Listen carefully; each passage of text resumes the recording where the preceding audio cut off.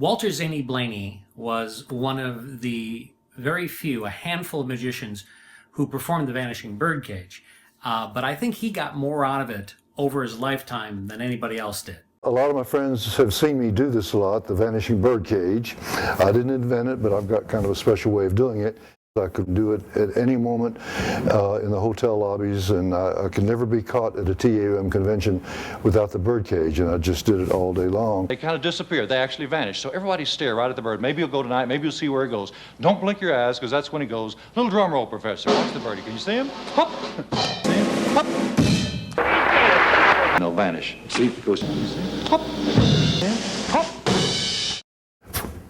So unlike the other few magicians that did this, where they would do a stage show and say, "Excuse me, I have to go off stage to get another cage, another canary, and come back out on stage with the second cage." Walter would just say, "Oh, you want to see that again?" And he would just reach in his back pocket, and pull a cage out, which is funny in of itself how a cage would be in the back pocket, but that's nonetheless. He would just pull that cage out and be ready to do it again and again and repeat it. And everybody says, "Well, where does it go?" And I said, "Well, you know, everybody says up your sleeve." I hope that's what they say. And there's nothing there. You just got complete freedom. You used the Vanishing Birdcage to not only perform, but you've also used it as promotional purposes. That's how I made my living, really, walking around all over town with the cage. Say I had a show in Omaha, then I would go over to Lincoln, Nebraska, the capital city, and that's where all the trade associations had their offices. And a lot of them be in one building. And I would go to 20 other trade associations and walk in to the executive director and say, "I'm Walter Zaney Blaney. I'm a comedian and a magician, and I appeared last night at the Automobile Dealers Association." If I get out the multiplying bunny rabbits or a card trick, he'd say, "I'm sorry, I don't have time right now. I'm working, you know," and everything. And I said, "Well, let me think of something I can show you real quick. In my back pocket, I have this very unusual little bird." In your back pocket? Like that, right there. And he vanishes just like that. He's gone. And he says, "What the heck was that?"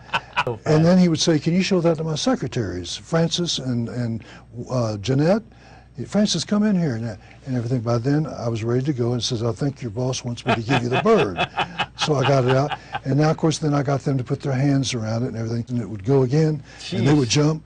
He said, "I don't need any more references. I want you." Oh, that's you fantastic. Open April 4th. Very, very good. And I did that all day long. Walter was ready to do it 24/7. He'd be at the breakfast, "Check, please. Great. Oh, hey, little lady, let me show you this trick." And he would just pull it out and show the cage and boom, disappear. So he would blow people away with it around the clock.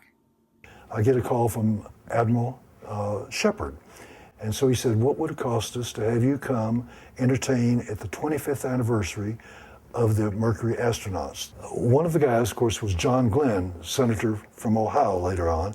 And he kind of fell in love with the idea that I could just reach in my back pocket, you know, and come out with a cage. "Hello, come on out. Here we are. They won't hurt you." And just do that and it's gone. And he just went crazy over that. He couldn't figure it, you know. And he said, "Walter, just at the tables with everybody else, could you do that bird trick one more time?" And I just said, you want to see the cage that I take out with the cute little birdie in it?" "Okay, John, just blow on the bird," and it would go, you know. And he says, "Oh my gosh," and he'd walk away, and then 5 minutes later he'd come back and he'd say, "One more time?" I said, "Sure." I got it out again. This time I let him put his hands on it. Phew, it's gone. Oh man. And so then I would see him coming, and I'd be talking over here to somebody else like that, and I'd be all ready, and I'd just feel the tap on the shoulder. And of course I saw him coming out of the corner of my eye. And I said, "Oh, John, you want me to show you the trick with the little bird in the cage and vanish it? I can't do that anymore." And he just went blah, blah, blah, blah, blah, blah. So it's kind of fun when you got a future senator from Ohio and this top astronaut that went in Friendship 7. He was the one that went around the whole time. And he goes blah, blah, blah, blah, over my stupid little birdcage trick. He put more into that trick than I think anyone else did. We're going to get another bird in a cage out. Let these lovely ladies hold on to him. This time maybe you'll see where it goes, all right? And move over closer on the trap door. Very good, all right? Kind of sneaky, but it gets him over, all right? Now, help me out. Hold your clean hand right out in front, Irene, for a second. No, your clean hand for a second, Irene. I believe that was it, wasn't it? That's the clean one? Okay. All right. Have you got a clean hand over there? What was your first name again, Maddie? Maddie. Maddie, good, fine. Just wanted to see if you remembered. All right, okay. Hey, we got thousands of birds back here. I'm going to set one more on the flat part of your right hand like that. All right, Irene? Now, don't worry, he's housebroken. He's a nice bird. All right. You put your right hand on front of the cage, Maddie, like that, real flat. And you put your hand way up high on the top side, and you put your hand way up high on the back side and kind of hold on tight. So not me, I'm working the cage. All right. All right. Now, while they're holding on to the bird in the cage, we'll try to cause them both to vanish simultaneously and at the same time. Together. All right. Just seeing if you're paying attention, Irene. All right.